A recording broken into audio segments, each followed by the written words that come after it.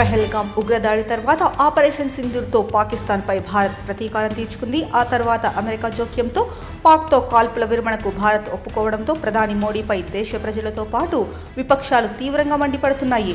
ఈ సందర్భంగా బీజేపీ, కాంగ్రెస్ పార్టీల మధ్య సోషల్ మీడియాలో యుద్ధం కొనసాగుతోంది.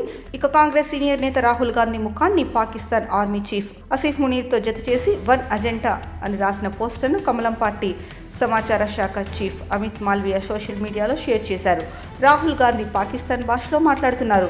ఇందులో ఆశ్చర్యపోవాల్సిన అవసరం లేదని మాల్వియా ఆరోపించారు. అలాగే ఆపరేషన్ సింధూర్తో విజయం సాధించిన భారత్ను ప్రధానమంత్రిని రాహుల్ గాంధీ అభినందించలేదని అమిత్ షా మాల్వియా ఆరోపించారు. అభినందనలకు బదులుగా మనం ఎన్ని జట్లను కోల్పోయామని పదే పదే అడుగుతాడు. ఈ ప్రశ్నను ఇప్పటికే డీజీఎంఓ బ్రీఫింగ్లలో ప్రస్తావించారు. యుద్ధ సమయంలో ఎన్ని పాకిస్తానీ జట్లను కూల్చివేశారో తేల్చి చెప్పారని గుర్తు చేశారు. మాల్వియా వ్యాఖ్యలకు బీహార్ కాంగ్రెస్ ఘాటుగా స్పందించింది.